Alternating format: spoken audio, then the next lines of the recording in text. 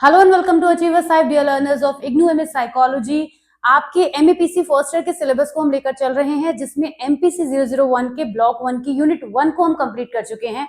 आज आप देख सकते हैं स्क्रीन पर हम यूनिट 2 स्टार्ट करेंगे। आपको सभी लोगों को ये बात पता है कि there are total 4 blocks. Okay, total 4 blocks are there और हर ब्लॉक में 4 यूनिट हैं। तो ब्लॉक 1 की यूनिट 1 को हम कंप्लीट कर चुके हैं। Unit 2 is about information processing and learning and memory. तो इस जो यूनिट 2 है, आज हम इसको स्टार्ट करेंगे और इसको भी हमने पिछले वीडियो की तरह से 3 पार्ट में डिवाइड किया है। पिछली जो आपकी यूनिट थी उन्हें हमने 3 क्लासेस में डिवाइड किया था, क्योंकि अभी जो कंटेंट है वो इतना डीपली समझने वाला है कि हम यहाँ पे सब कुछ आपका कवर करने के लिए चीजों को डिटेल में एक्सप्लेन करना जरूरी हो जाता है।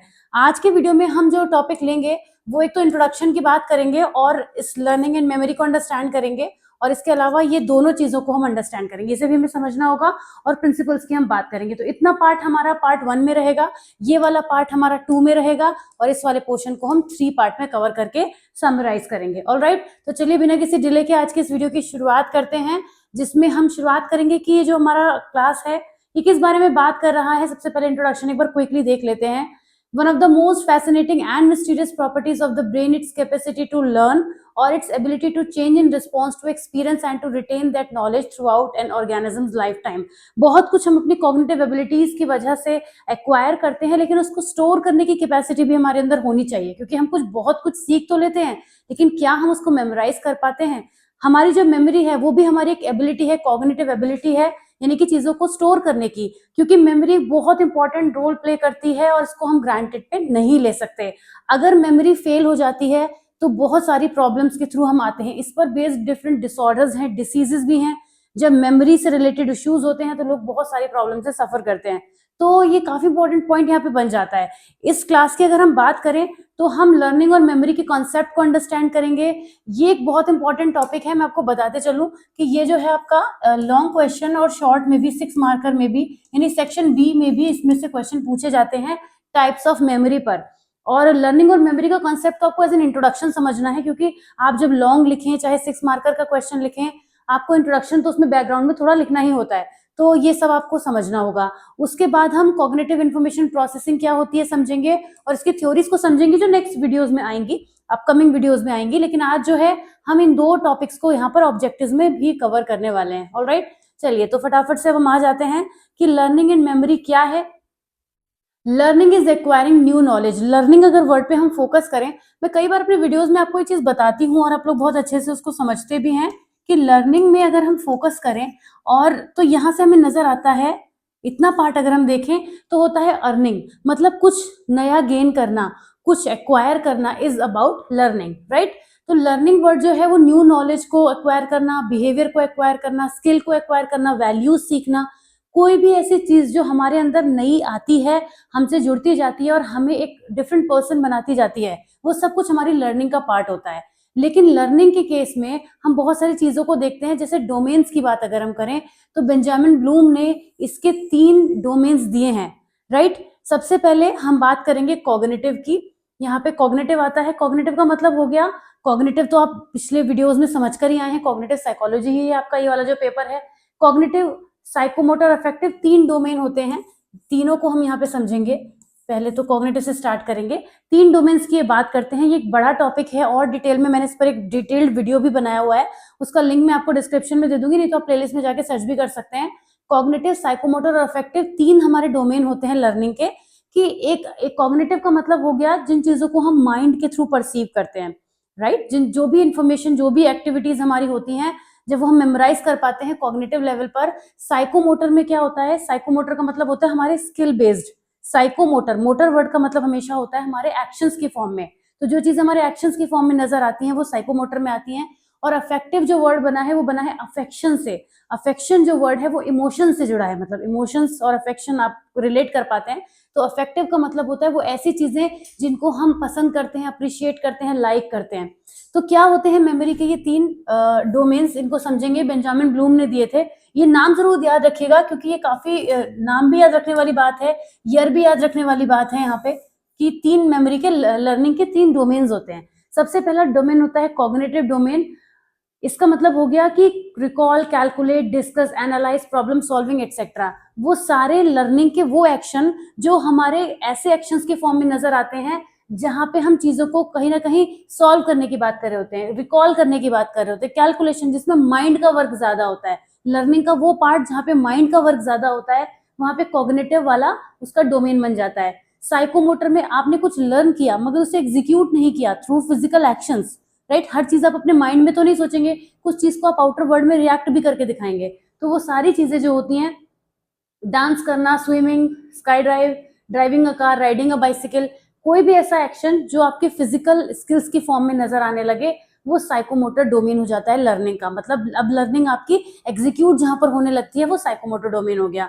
अफेक्टिव का मतलब हो गया आपने कुछ सीखा, उसके टुवर्ड्स आपका अफेक्शन हुआ। जैसे हम किसी बच्चे को मैथ्स के क्वेश्चंस करना सिखाते हैं लेकिन वो क्वेश्चन उससे करना पसंद नहीं आता है, राइट। या हो सकता है उसको बहुत अच्छा लगने लग जाए कि हाँ नई थ्योरीज ड्राइव करना वो सीखे, कुछ भी ऐसा चीज करे जिसके टुवर्ड्स उसका एक अफेक्शन वाला पार्ट नजर आने लग जाए, तो वो डोमेन लर्निंग का अफेक्टिव डोमेन हो जाता है।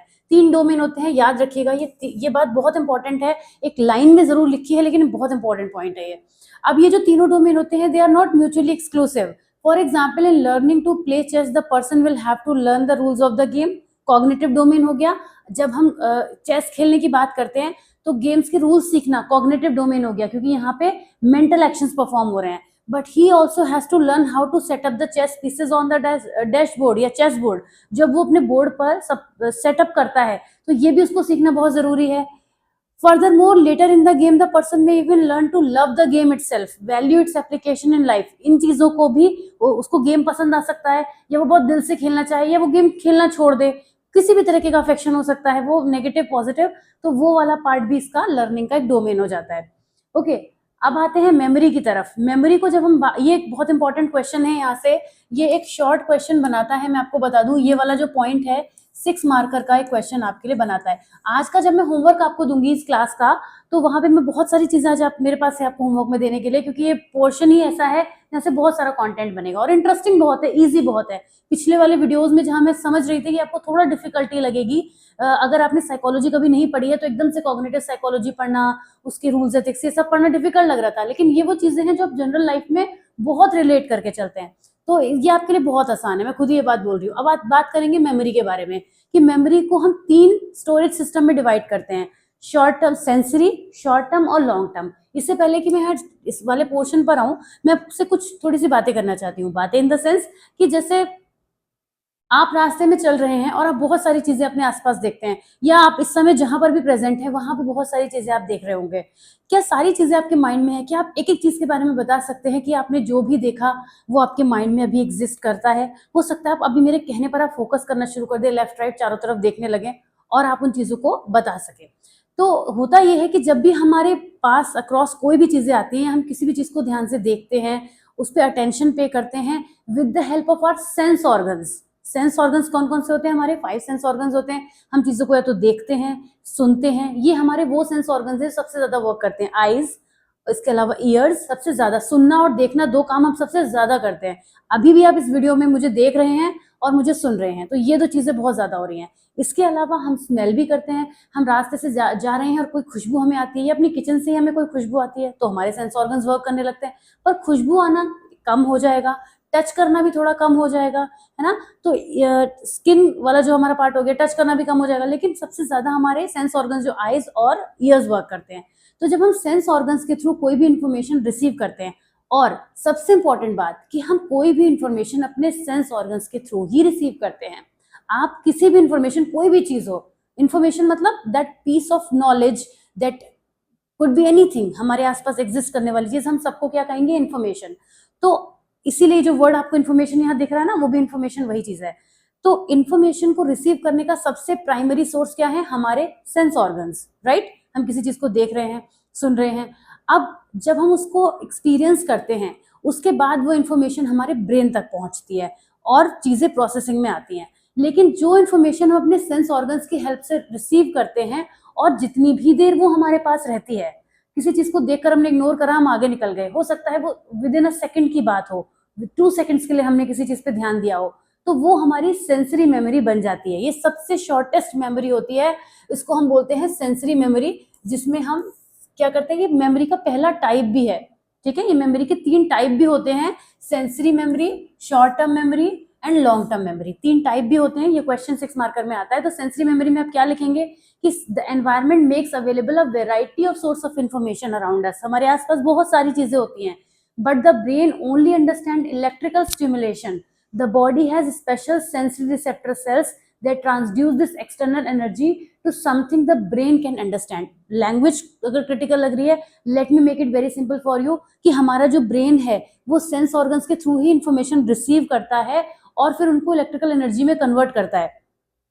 अब इसके बाद जो भी इंफॉर्मेशन हमारे सेंस ऑर्गन्स के थ्रू पहुंचती है, वो जो मेमोरी क्रिएट करती है वो बहुत छोटी होती है। This memory is very short, less than half second for vision, about 3 seconds for hearing, क्योंकि सुनने में किसी चीज को थोड़ा वक्त ज्यादा लगता है, तो विजन और हियरिंग के लिए इसका स्पैन ऑफ टाइम होता है। और ये जो मेमोरी क्रिएट होती है इसको हम क्या कहते हैं, सेंसरी मेमोरी। ये मेमोरी हमारे सेंस ऑर्गन से रिसीव होती है और बहुत शॉर्ट टाइम के लिए होती है। फिर आगे हम बात करेंगे इसी मेमोरी में कि the sensory memory retains an exact copy of what is seen और हर्ड। जो कुछ भी सेंसरी मेमोरी में हमारे आता है वो एग्जैक्ट रहता है, मतलब हमारा माइंड इतना एक्टिवेट उसे करता ही नहीं है कि वो चीज बदल जाए। जैसे अगर मैंने कोई कहानी किसी बुक में पढ़ी और जब मैंने आपको बताना शुरू किया तो मेरे बताने का तरीका बदल सकता है, मेरे इमोशंस बदल सकते हैं। वो स्टोरी तो मैं नहीं बदलूंगी, लेकिन फिर भी कुछ ना कुछ ऐसा बदल जाएगा जो मैंने वहां से पढ़ा होगा। मतलब I have given a lot of time to it, so it has changed a bit in my mind and then through my conversation it may change a little more. लेकिन सेंसरी इंफॉर्मेशन एग्जैक्ट कॉपी रखती है, क्योंकि जो हमने perceive किया वो तुरंत का तुरंत हमारे माइंड में रहता है। It is absolutely critical that the learner attend to the information at this initial stage in order to transfer it to the next one. जब ये इंफॉर्मेशन, अगर हमने किसी इंफॉर्मेशन पे थोड़ा ध्यान दिया और या फिर वो फेड अवे हो गई और हमने उसे फेड अवे नहीं होने दिया जब अगर उसको, तो फिर क्या होगा, वो मेमोरी होल्ड करेगी।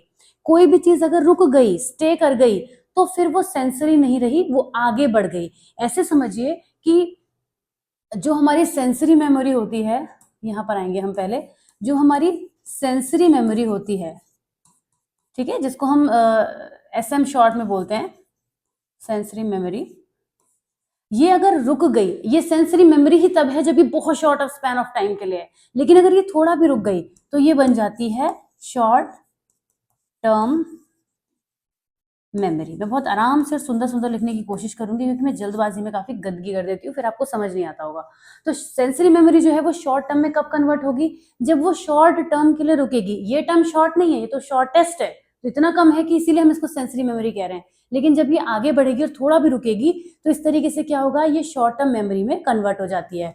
ओके, तो अब शॉर्ट टर्म मेमोरी क्या होती है, इसमें क्या होता है आगे बात करते हैं। Short-term memory, after entering sensory memory, a limited amount of information is transferred into short-term memory. Selective attention determines what information moves from sensory memory to short-term memory. एक टर्मिनोलॉजी यहाँ पर आ रही है, sensory selective attention. Selective attention का मतलब होता है कि हम बहुत कुछ देखते हैं अपने आसपास, सुनते हैं, वट जो भी हम इंफॉर्मेशन रिसीव करते हैं, लेकिन हर चीज को हम अपने माइंड में सेव नहीं करते। तो वो अटेंशन जो उस चीज को सेलेक्टिव बनाता है या हमारे लिए वैल्यूएबल बनाता है, इंपॉर्टेंट बनाता है, उसको हम कहते हैं वो अटेंशन हमारा, जिसकी वजह से कोई चीज हमारे सेंसरी से शॉर्ट टर्म की तरफ पहुंचती है, वो सेलेक्टिव अटेंशन हो जाता है। तो सेलेक्टिव अटेंशन क्या करता है, determines what information moves from sensory memory to short term memory. कौन सा पार्ट हमारे सेंसरी से शॉर्ट टर्म में पहुंचेगा, इसमें मेन रोल कौन प्ले करता है, selective attention. STM is most often stored as sounds, especially in recalling words, जिसको हम बोलते हैं रैंडम एक्सेस मेमोरी भी बोलते हैं। हम अगर मैं लगातार 4-5 वर्ड्स आपके सामने बोलूं तो आप उनको रिकॉल करने में टाइम लगाएंगे, राइट। तो इस तरीके से क्या होगा, वो सेंसरी मेमोरी से शॉर्ट टर्म में कन्वर्ट हो जाएगी। अब STM की अगर हम और बात करें आगे, तो यहाँ पे क्या होता है, a limited capacity of up to 7 piece of independent information. यहाँ से मिलर मैजिक नंबर आएगा, भी समझाऊंगी मैं। और brief duration of these item last from 3 to 20 seconds. Decay appears to be primary mechanism of memory loss. क्या है ये 3 बातें, तीनों समझा देती हूँ। पहली बात तो ये है कि ये तो मिलर्स मैजिक नंबर के बारे में बात हो रही है, जो यहाँ पर अभी बात होगी आगे, तो ये तो डिटेल में मैं बताने वाली हूँ। दूसरी बात यहाँ पर हो जाएगी कि जो इसका ड्यूरेशन होता है, जैसे वहां हमने बात की थी ना, हाफ से 2-3 सेकेंड्स तक रहती है, यहाँ पे इसका जो ड्यूरेशन है 3 to 20 seconds रहता है। ये एक इंपॉर्टेंट बात है, आप शॉर्ट टर्म मेमोरी में इस चीज को लिख सकते हैं, इसकी कैरेक्टरिस्टिक हो गई। और इसका जो डिके होता है वो मेमोरी लॉस की फॉर्म में नजर आता है, मतलब जब मेमोरी लॉस होता है तो हम शॉर्ट टर्म मेमोरी की ही चीजों को सबसे ज्यादा भूलते हैं। ओके, ये थोड़ी बात अजीब लगेगी लेकिन ऐसा होता है। तो ये 3 इसके पॉइंट हो गए। अब हम पहले पॉइंट को डिटेल में बात कर लेते हैं, जिसे हम कहते हैं मिलर्स मैजिक नंबर। ये आपका जो सी सेक्शन आता है ना, जो आपका सेक्शन सी आता है, सेक्शन सी में ये आपका एक 3 मार्कर का नोट बन के आता है। सेक्शन सी में 3 मार्कर के 2 क्वेश्चन आपको अटेम्प्ट करने होते हैं ना, तो वही है ये मिलर्स मैजिक नंबर। अब मिलर्स मैजिक नंबर क्या है, बड़ा इंटरेस्टिंग है ये। जॉर्ज मिलर ने क्या किया था, 1956 में एक स्टडी की थी। किसने की थी? जॉर्ज मिलर ने। नाम ध्यान रखिएगा, नाम तो ध्यान ही रहेगा मिलर्स का है, बट जॉर्ज याद रखिएगा। जॉर्ज मिलर ने 1956 में एक स्टडी की थी और उन्होंने ये कहा कि कोई भी पर्सन जो होता है वो इंफॉर्मेशन को पूरा याद नहीं रख पाता। वो कैसे रख पाता है? बिटवीन 5 and 9 आइटम्स, इसके बीच में वो अपनी इंफॉर्मेशन को रख पाता है, डिपेंडिंग ऑन की इंफॉर्मेशन क्या है। तो 5 और 9 के बीच में इंफॉर्मेशन रहती है। अभी क्या है 5 to 9? इसका मतलब उन्होंने 5 में 2 ऐड किया और 9 में से 2 माइनस किया। ये मैं क्या कर रही हूँ भी बताती हूँ आपको। उन्होंने ये कहा कि जब हम किसी इंफॉर्मेशन को याद रखना चाहते होते हैं तो अगर वो इंफॉर्मेशन बड़ी है तो हम उसको पीसेस में, चंक्स ऑफ डेटा की फॉर्म में याद रखते हैं। चंक्स ऑफ डेटा मतलब छोटे छोटे टुकड़ों में। जैसे अगर एक मोबाइल नंबर हम ले लें, कुछ भी मोबाइल नंबर एग्जाम्पल के लिए ले लेते हैं, वो किसी का मोबाइल नंबर ही ना निकले, मुझे तो ये लग रहा है, नो प्रॉब्लम। चलिए यहाँ पे लिखते हैं हम उस मोबाइल नंबर को। जैसे हमने लिखा 90126835XX। पता नहीं किसी का फोन नंबर ही ना निकले, इसलिए मुझे लिखते हुए ऐसा फील हो रहा था, तो मैंने यहाँ पे लास्ट के 2 डिजिट को गायब कर दिया है। ओके, तो जब हम मोबाइल नंबर यहाँ पे लिख रहे हैं, 10 डिजिट का मोबाइल नंबर है। अब हम यहाँ पे क्या करते हैं, जब हमें मोबाइल नंबर याद करना है तो मैं आपको बताऊं कई सारे तरीके होते हैं। आप मोबाइल नंबर को कैसे कैसे याद रखते हैं मैं आपको बताती हूँ। मैंने अक्सर देखा है लोगों को कि मोबाइल नंबर कैसे याद रखते हैं। वो इस 90 को याद रखेंगे, 90126835XX। एक तो ये तरीका होता है मोबाइल नंबर याद रखने का। कुछ लोग क्या रखते हैं, इसको 5 को एक साथ कर लेते हैं और इन 5 को एक साथ कर लेते हैं। और भी तरीके होते हैं, जैसे कुछ लोग 2 फिर 3 2 3 2 3, यानी 90 126 83 5XX। इस तरीके से मोबाइल नंबर को याद रखने की कोशिश करते हैं। तो यही बात मिलर्स मैजिक नंबर कहते हैं कि जब भी हमारे पास कोई डेटा बड़ा होता है तो हम उसको क्या करते हैं, उसको चंक्स ऑफ डेटा में कन्वर्ट कर लेते हैं।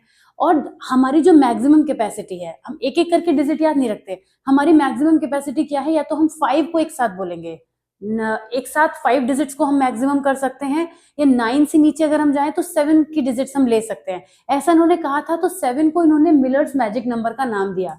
जो 7 था उसको इन्होंने कहा कि वो मिलर्स मैजिक नंबर है। कैसे?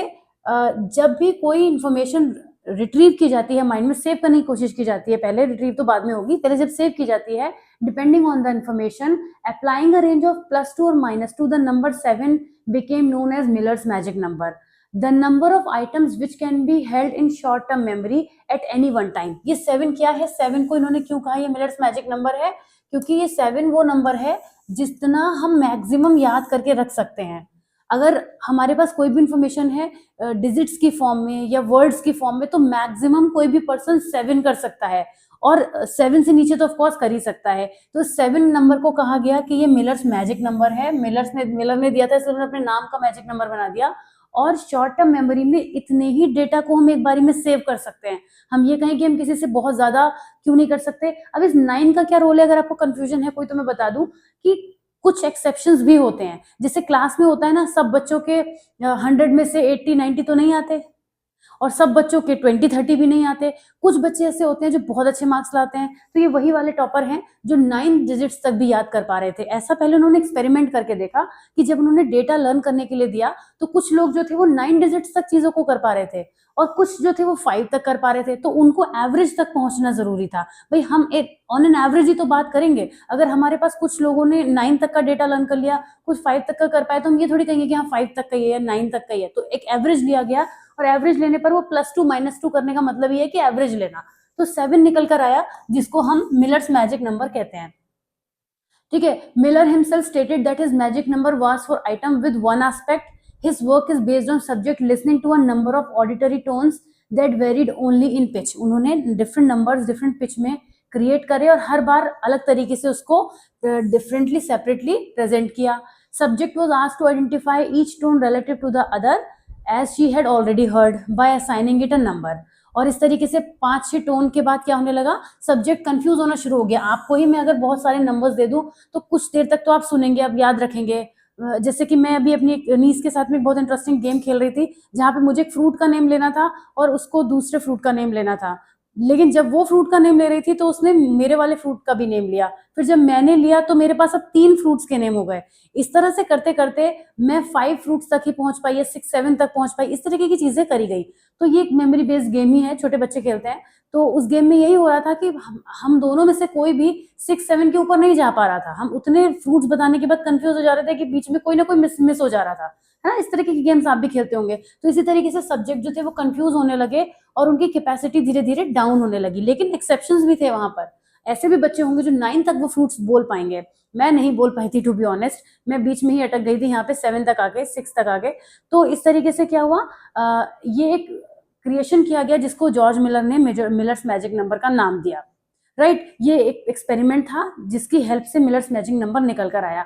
अब मिलर्स मैजिक नंबर के अंदर यानी शॉर्ट टर्म मेमोरी के अंदर कुछ बहुत इंपॉर्टेंट टर्मिनोलॉजी आती है। देखिए, एग्जाम में आपको पूछी जाए भी ना जाए, मतलब स्पेसिफिकली नाम से कमी पूछी जाएंगी ऐसे, लेकिन आपको अभी आगे जितना भी आप सिलेबस पढ़ेंगे साइकोलॉजी का, अक्सर जगह जगह आपको ये दिखाई देंगी। तो मालूम होना चाहिए कि आइकॉनिक मेमोरी क्या होती है। ठीक है, इसको समझते हैं। आइकॉनिक मेमोरी, अकॉस्टिक मेमोरी और फिर वर्किंग मेमोरी। सबसे पहले आइकॉनिक मेमोरी क्या होती है, जब हम विजुअल इमेजेस को होल्ड करने की एबिलिटी रखते हैं। आपने जो देखा, आपने एक पोस्टर देखा और उस पोस्टर को देखने के बाद मैं एक्चुअली सर्च करने लगी कि कोई पोस्टर मेरे पास है। तो जैसे जब आपने कोई पोस्टर देखा, जैसे मेरे पास ये बुक है, इस बुक का नाम है द इंटेलिजेंट इन्वेस्टर। अब इस बुक में आपने क्या क्या देखा, देखिए इस बुक को ध्यान से, और इस बुक के कवर पेज पे आपको क्या क्या नजर आ रहा है। अगर आप इस पोस्टर में से मैक्सिमम चीजों को अपने माइंड में सेव कर पाते हैं, राइट, तो इसका मतलब you are good at iconic memory, आपकी आइकॉनिक मेमोरी अच्छी है। मतलब इस विजुअल इमेज को ज्यादा से ज्यादा चीजों को आप जब याद कर पाते हैं तो इसका मतलब क्या हो गया, आपकी जो आइकॉनिक मेमोरी अच्छी है। अकॉस्टिक मेमोरी, साउंड्स को होल्ड करने की memory. Acoustic memory can be held longer than iconic memory.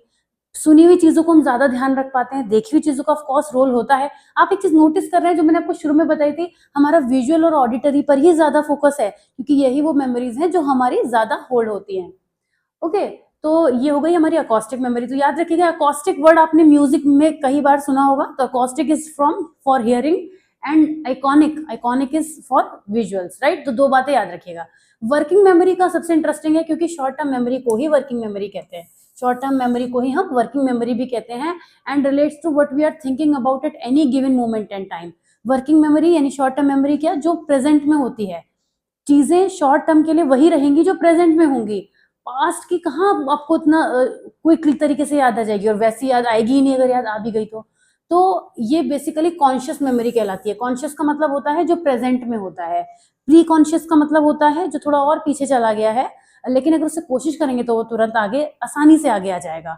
और अनकॉन्शियस जो इतना गहराई में है कि जिसको सोचने के लिए हमें बहुत मेहनत भी करनी पड़ेगी और शायद उसके बाद भी वो चीजें बाहर निकल के ना आए।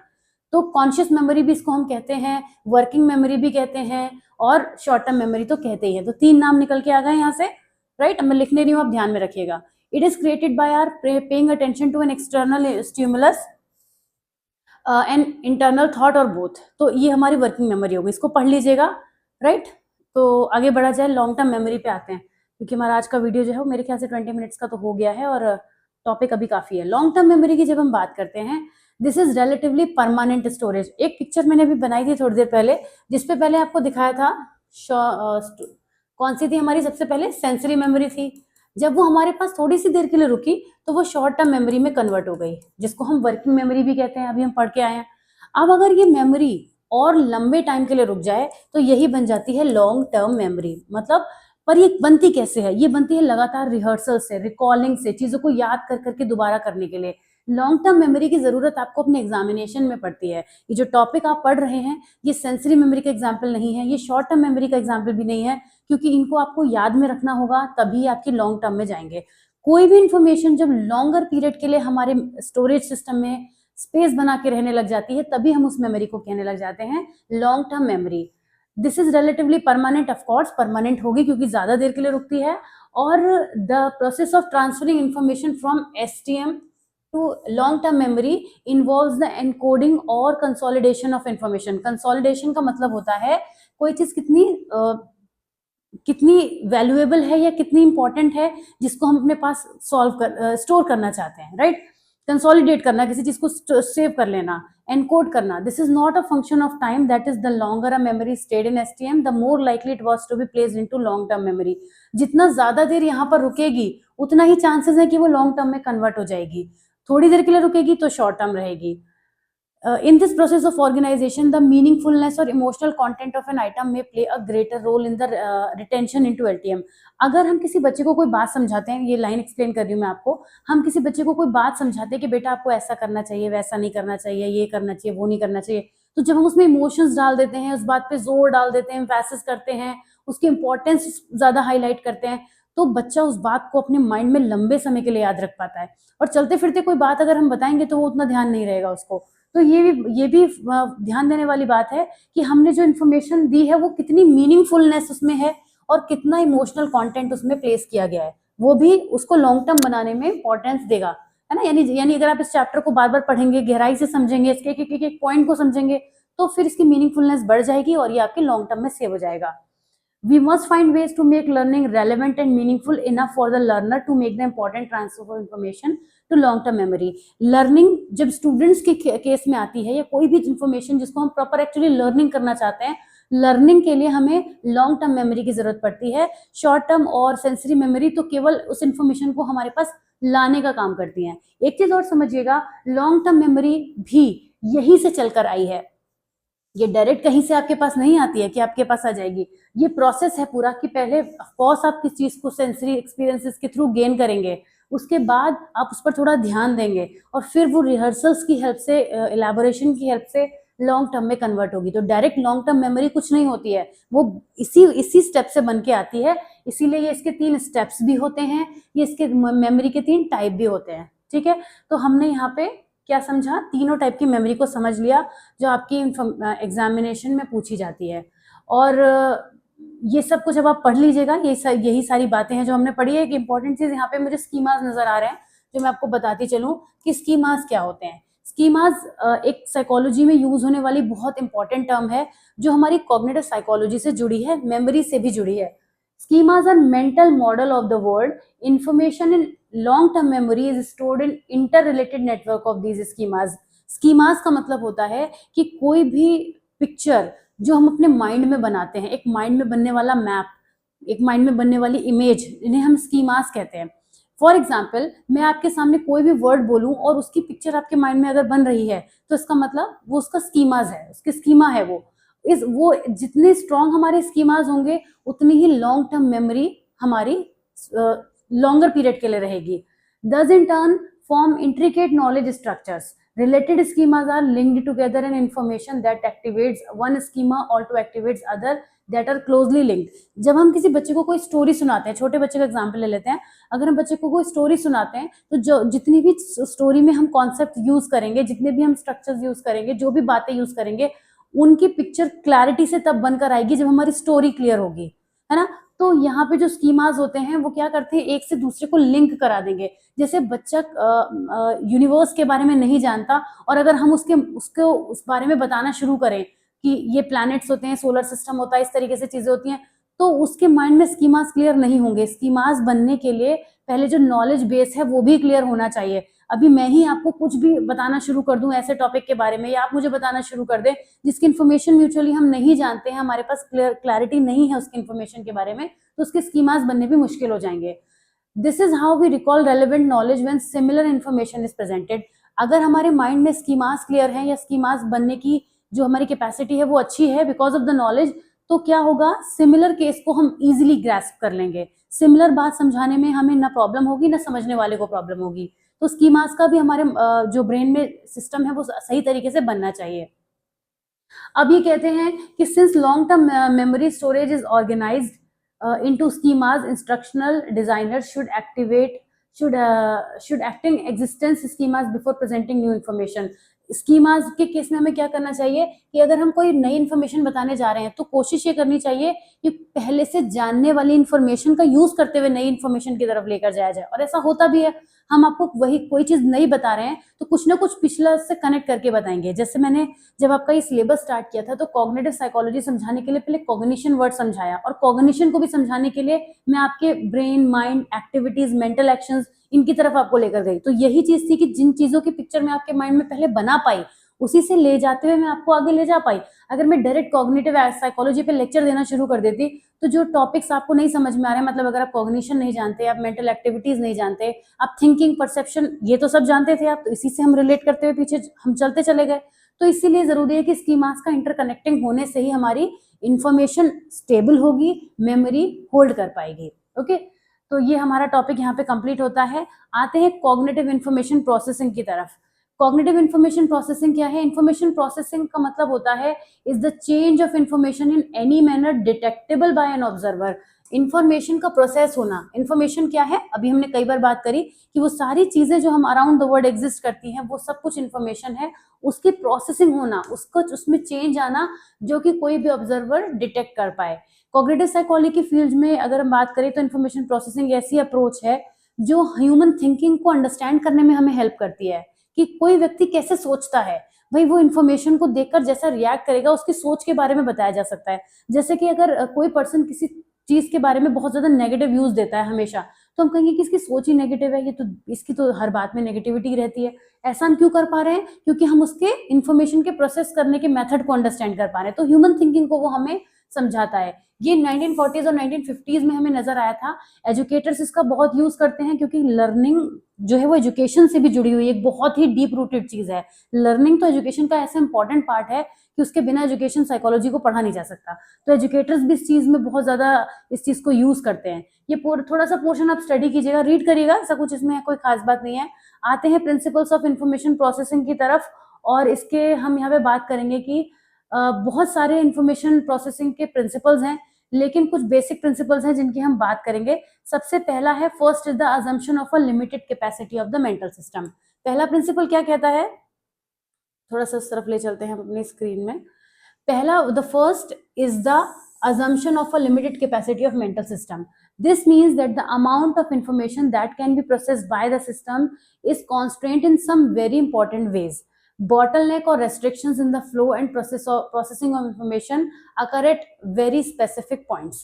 ब्रॉडबैंड की थ्योरी थी जिसमें उन्होंने ये कहा था कि हमारा जो मेंटल सिस्टम है उसकी एक लिमिटेड कैपेसिटी होती है। अगर मैं इस वीडियो को इतना लंबा कर दूं कि मैं 2 घंटे तक इसी टॉपिक पे बोलती रहूं तो कुछ देर में आपका माइंड एग्जॉस्ट होने लग जाएगा। इनफैक्ट मुझे तो ये फिक्र भी हो रही है कि वीडियो बहुत लंबा होता जा रहा है। मैंने थोड़ा मेमोरीज में टाइम ज्यादा लगा दिया है। आज मेरा प्लान तो यही था कि मैं इस वीडियो को 30 मिनट से ऊपर नहीं जाने दूंगी, लेकिन मैं अपना टाइमर देख सकती हूँ, मैं 30 मिनट्स तो हो ही चुके हैं। But please bear with me क्योंकि मैं आपको अच्छे से समझाना चाहती थी। खैर, हमारे मेंटल सिस्टम की लिमिटेड कैपेसिटी होती है। और ये बॉटल नेक का मतलब क्या होता है आप सभी जानते हैं। कोई बॉटल मेरे आसपास है नहीं अभी, मैं तो आपको समझा पाती है और आसानी से। जो बॉटल की नेक होती है ना, वो क्या करती है, अगर आपने बॉटल में कोई भी चीज आप स्टोर करते हैं, मान लीजिए बहुत सारे स्टोन्स डाल दीजिए, तो जब आप उसको निकालना वापस पलटेंगे तो नेक पे आके चीजें फंस जाएंगी, है ना। तो उसको हम बोलते हैं बॉटल नेक सिचुएशन। तो ये प्रिंसिपल यही कहता है कि हर मेंटल सिस्टम की एक लिमिटेड कैपेसिटी होती है।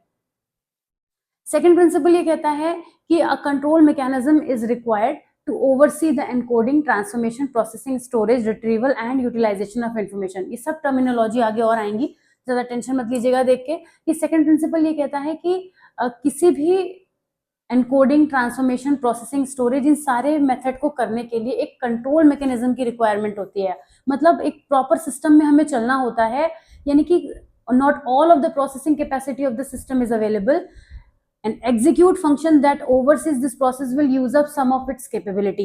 यानी कि sum of this capability मतलब जो भी आपको यहाँ पे स्ट्रक्चर नजर आ रहा है जिसमें हमने एनकोडिंग की बात करी है, ट्रांसफॉर्मेशन की बात करी है, प्रोसेसिंग, ये सारा ही सब कुछ एक टाइम पर नहीं होता है। When one is learning a new task or is confronted with a new environment, तो हमें इसमें से कुछ पार्ट की जरूरत होती है और हर एक एक्शन एक संग नहीं होता है। मतलब जब हम किसी भी सिचुएशन में ये सारे मेथड्स को यूज कर रहे होते हैं तो उसका कुछ ही पार्ट यूज होता है और एक कंट्रोल मैकेनिज्म की जरूरत होती है जो इन चीजों को कंट्रोल करके चलती है। तीसरा प्रिंसिपल कहता है कि there is a two way flow of information as we try to make sense of the world around us. ना केवल हम दुनिया से इंफॉर्मेशन रिसीव कर रहे हैं, बल्कि हम खुद भी एक सोर्स ऑफ इंफॉर्मेशन है। हम भी दुनिया को बहुत सारी चीजें दे रहे हैं, जिसमें हम through the senses we constantly use information that we gather through the senses only refer to as bottom up processing. दो टाइप की इंफॉर्मेशन होती है, मेथड होते हैं, बॉटम अप और top down. And information we have stored in memory often called top down processing. दो तरीके होते हैं। जब हम सेंसेस के थ्रू इंफॉर्मेशन को गैदर करते हैं, उसको हम बॉटम अप प्रोसेसिंग कहते हैं, बॉटम से अप होती है वो। और एक इंफॉर्मेशन जो हमारी मेमोरी में स्टोर्ड रहती है, जब वो नीचे आनी शुरू होती है, वो निकलनी शुरू होती है, तो वो टॉप डाउन प्रोसेसिंग बन जाती है। ओके, ये दो टर्मिनोलॉजी यहाँ पर आती हैं। तो इस तरीके से ये वाला हमारा प्रिंसिपल खत्म होता है। फोर्थ प्रिंसिपल की तरफ हम आते हैं।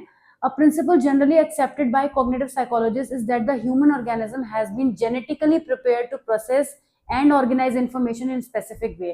हर पर्सन के अंदर एक टेंडेंसी होती है कि वो इंफॉर्मेशन को प्रोसेस कर सकता है और ऑर्गेनाइज कर सकता है इन स्पेसिफिक वेज में।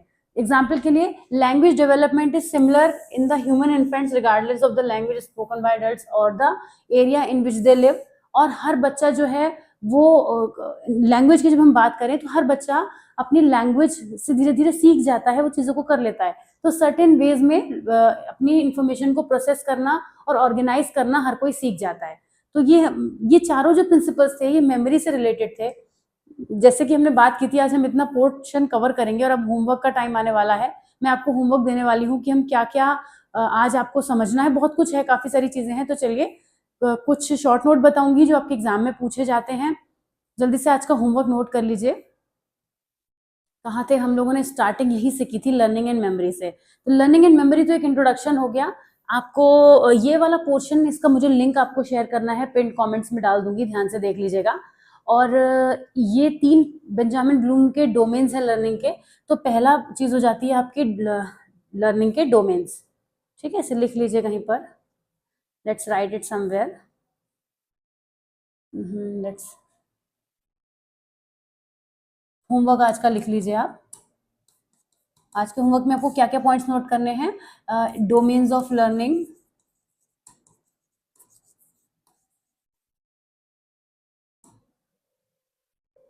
उसके बाद types of memory, short note के लिए। और ये लॉन्ग ही मान के चलिए, क्योंकि जब आप तीनों के बारे में लिखेंगे तो तीनों चीजें अच्छी खासी हो जाएंगी। Millers magic number, millers magic number, ठीक है, शॉर्ट में लिख दे रही हूँ। इसके बाद क्या पढ़ा था हमने? जरा एक बार देख लेते हैं। मिलर्स मैजिक नंबर के बाद हमने डिफरेंट टाइप्स ऑफ मेमोरी पढ़ी थी। इनको भी एक बार ओवरव्यू कर लीजिएगा। हाँ, स्कीमास पे 2 मार्कर का शॉर्ट नोट और प्रिंसिपल ऑफ इंफॉर्मेशन प्रोसेसिंग। कौन कौन से प्रिंसिपल हैं? चारों प्रिंसिपल आपको लिखने हैं। कहाँ गया हमारा होमवर्क? हाँ, स्कीमास पे शॉर्ट नोट लिखना है आपको, स्कीमास शॉर्ट नोट, और 4 प्रिंसिपल्स ऑफ इंफॉर्मेशन प्रोसेसिंग। ये आपका आज का होमवर्क है।